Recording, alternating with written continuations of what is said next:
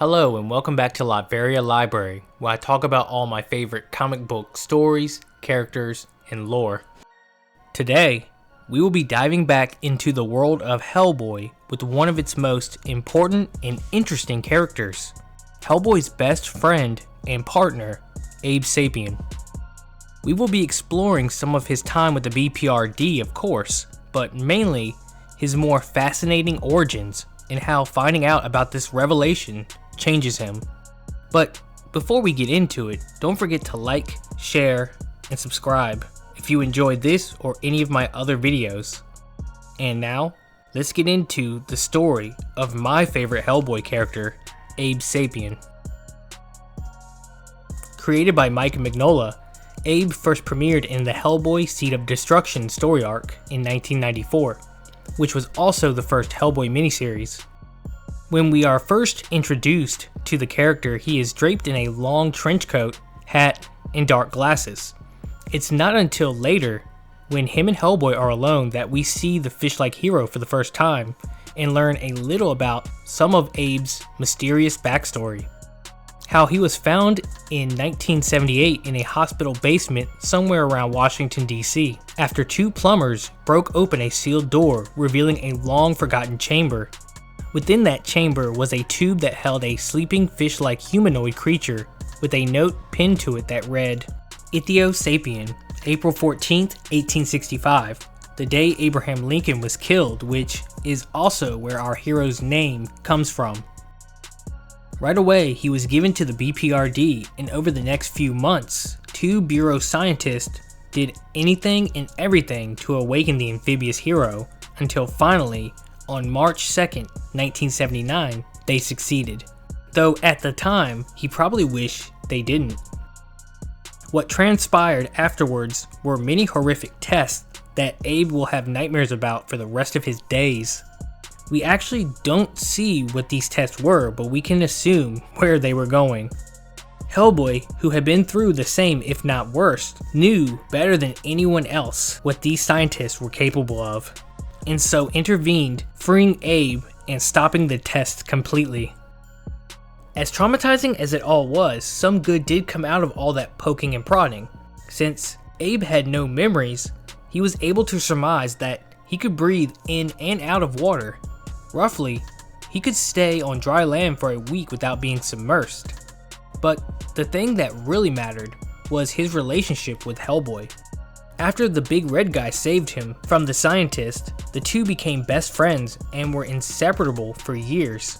So when Hellboy ultimately left the BPRD due to what they had done to Roger, amongst other things, which will be a whole nother video, he felt alone. You see, Hellboy was the glue that held them all together. Liz, Abe, Roger. The BPRD was the only home he had ever known, and so he made it feel like home to the rest of them. Without Hellboy, at least to Abe, it felt like the end. Now, although Abe's loneliness and depression grew greater by the day, he still tried to put on a brave face, be the leader the team needed at the very least for Liz and Roger's sake. But unfortunately, during the Plague of Frogs story arc, Abe is killed by the leader of a cult that worshipped Saduhim. During his time dead, because he does come back eventually, and it's assumed he is immortal, his spirit traveled down deep into an endless sea until he reached a beautiful temple where an almost undescribable alien sea creature lived. Time then seemed to fast forward, and the beautiful temple underneath the sea began to crumble, and the alien sea creature seemed to curl into itself, forming an egg which was then picked up by a deep sea diver. Afterwards, Abe's spirit is transported once again to a hallway filled with people coming and going, dressed in Victorian-style attire, which means Abe has more than likely traveled back in time somehow. He looks out a window as lightning strikes, bringing with it thousands of frogs raining down on the people below. Abe seems uninterested and continues his trek, moving room to room until he comes upon one room with a table shaped in a half circle in the middle. On one side of the table, 4 men were seated scribbling something on sheets of paper, while on the other was a man holding the egg from the ruined temple in the ocean and was chanting some unknown language. The egg then begins to disintegrate as the man turns to see Abe standing there before him, but only he can see him. The other men think him mad, which brought him to the conclusion that Abe's spirit has come for him and him alone because of what he had done, which we can assume is probably stealing the egg. Suddenly, the man, who we now know is named Cole, eyes roll back into his head, skin begins to change blue, and then passes out, as the men around him argue about what they should do. Afterwards, Abe's spirit somehow makes it back to his body, which brings about the rumors that he is immortal since he dies a few times after this. But anyway, Abe begins to question who and what he really is after this, and knew this Cole person was the key to unlocking everything. He started researching everything he could on this person, starting at the Whately Hall Historical Society and Public Library. Apparently, this Langdon Everett Cole was a trader who sailed under Captain Cavendish, which is the person the mansion belonged to in the Seed of Destruction story arc, but eventually left that life around 1853. He settled down, built a house, and got married to a young woman named Edith Howard. During this time, he found a new profession revolving around investigating things of a scientific nature, which had him traveling and entertaining odd rich foreign gentlemen. This will come into play later. Now, around 1865, Cole left for a trip and never returned. No trace of him was ever found. Thinking him dead more than likely, his wife fell into a deep depression and hurled herself into the sea, where her body was never found. No one would live in their house afterwards. Many said it was haunted, but to this day it still stands intact on that seaside cliff in Rhode Island. He arrived at the old mansion on the cliff only to encounter Edith's spirit, who still haunted the grounds after all this time. She reached out her hand to him, and they were immediately transported back in time to when the house was in its prime. None of this seemed to jog Abe's memory like he had hoped, although he did notice there were no windows or doors because Edith had no plans of ever letting him go. She had put Abe in a hypnotic-like trance, almost like Poison Ivy's love toxins, where nothing else seemed to exist to him but Edith and that room. She had totally convinced him that nothing outside was better than the room they stood in, until the storm outside ended and he walked over to an old mirror which seemed to snap him out of it, helping him realize that he is who he is, and living in a dream of a past he doesn't remember would be a lie that Edith has been stuck in for far too long. Pulling the cover off the mirror freed not just Abe, but Edith as well, making so she could finally rest. And so, even though Abe was still no closer to remembering who he was, this was still a really beautiful moment that makes it obvious that he had some memories come back to him in the form of the feelings he had for Edith when he was still Langdon Everett Cole all those years ago. You see, memories aren't always just pictures in our mind. They can also be a feeling felt at a certain time, or an emotion, a smell, or sound. So this trip wasn't for nothing, and in fact probably was the most important moment of Abe's life. After returning to the BPRD, Abe was unable to focus on his work. Thoughts of Edith and his life before swirled around his mind, so he thought it best to take himself out of the field for the safety of everyone, but unfortunately, after a while, was forced back after the death of Roger and his team. Abe blamed himself for this, feeling as though he had not lived up to his oath to the Bureau, his team, his family, and so it didn't make up for Roger's death, but he did pull himself back together, starting with taking over Roger's next assignment, rushing into a battle with the Black Flame that he was not yet ready for, almost getting himself killed in the process. After this hard battle where the Frogmen eventually retreated back underground, Abe somewhat regressed back into his depressive state with thoughts of who he once was and should be creeping back to the front of his mind. Though this time he tried not to have it affect his field work, until the day Abe received a silver cigar box in the mail with the initials LEC on the front. Inside the box was a map of Indonesia with a red circle around Balikpapan. Quickly, he and Captain Daimio hopped on a plane and headed towards Abe's goal, hoping that maybe, just maybe, whoever sent the cigar box finally might have some answers for him. That first night, he was visited by a little girl who, strangely enough, was the one who sent him the map and note. Now she had brought him a boat, and already Abe had this weird sense of where he needed to go, like he was being pulled in a certain direction like a magnet. So he kind of just rolled with it all, and without the captain's knowledge, set sail alone, finding himself drawn to a small island a couple hours away. There he is greeted by 3 friendly robots that already seemed to know him, saying he looked exactly how they left him. Their names were, and I apologize if I get them wrong, Insner, Dameron, and McWhorter. But that's all the information he got out of them before he is knocked out. He awakes a little while later in what looked to be a gorgeous music room. Across from that music room was a darker, dustier room filled with bones of rare sea creatures, displayed like a mini museum. There were also photos on the wall. 3 similar ones caught our hero's attention because they seemed to be a timeline of Abe or Cole's transformation into his fishman form. In the first 2, Abe is surrounded by 3 men that were obviously the robots downstairs, form or look, and the third photo added a new man to the group. In frustration, Abe punched a hole through one of them, which grabbed the attention of someone else down the hall, a very old woman by the name of Panya, a once mummified Egyptian who was taken in by the Heliopic Brotherhood of Ra, for they thought she held the key to immortality. For a while, she had completely integrated herself into the Brotherhood, becoming one of them, until she finally realized she was actually their prisoner. And so she began honing her psychic abilities to the point she was able to render the entire Brotherhood estate unconscious, and escape with a little help from a rival cult named the Oannes Society, who promised to take her to America.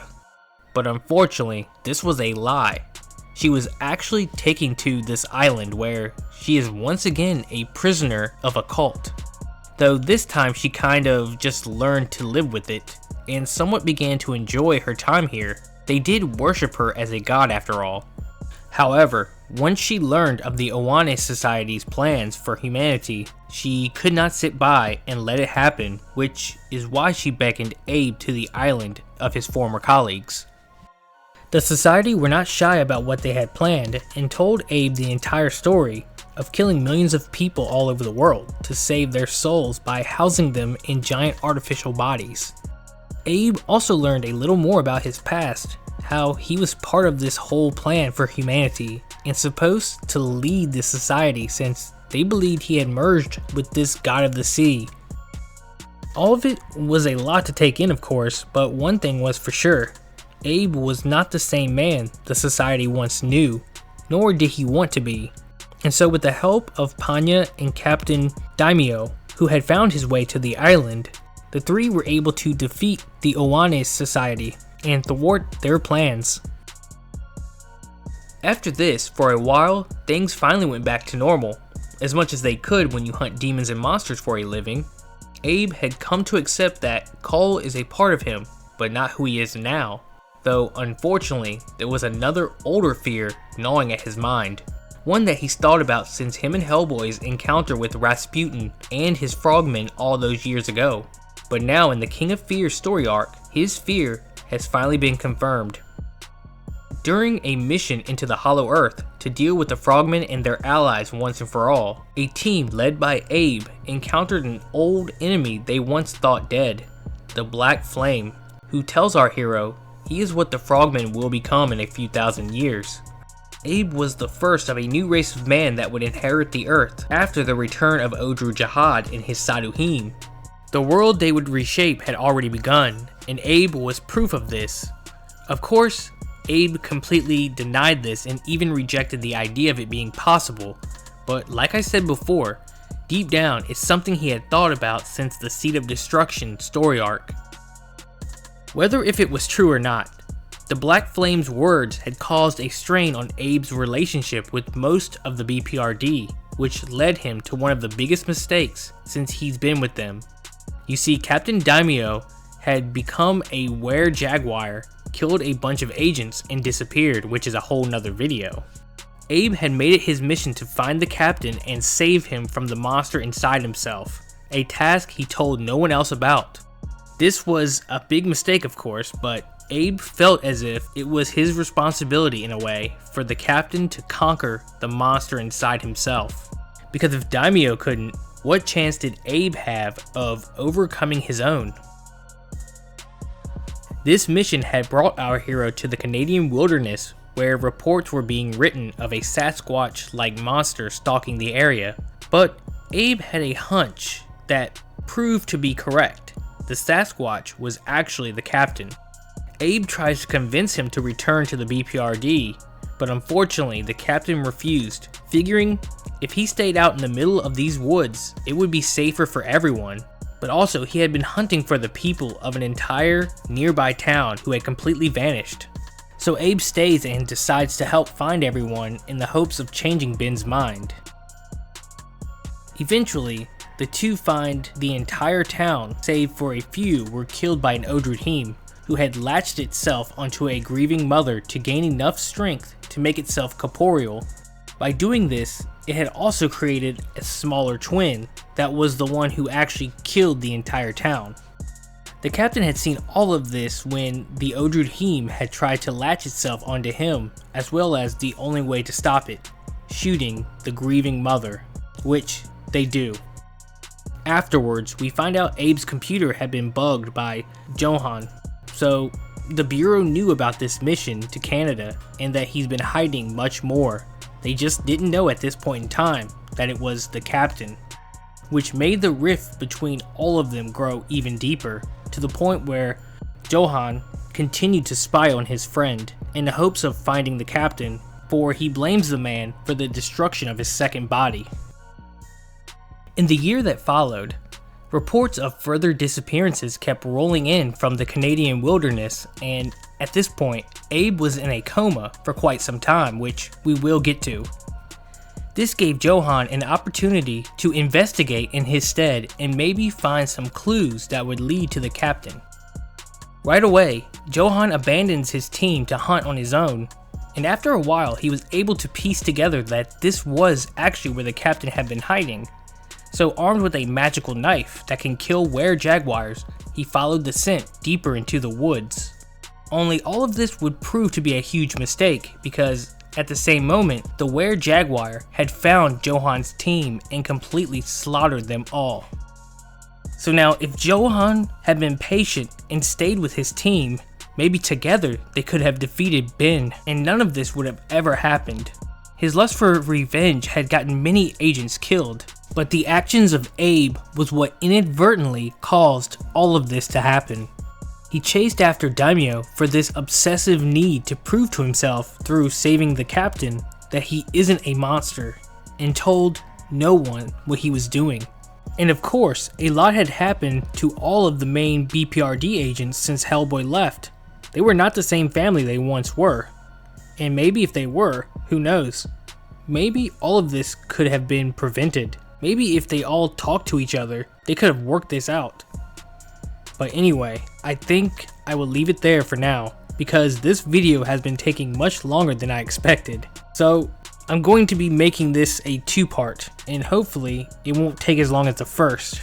Don't forget to like, subscribe, and share if you enjoy the content, and I'll see you in the next.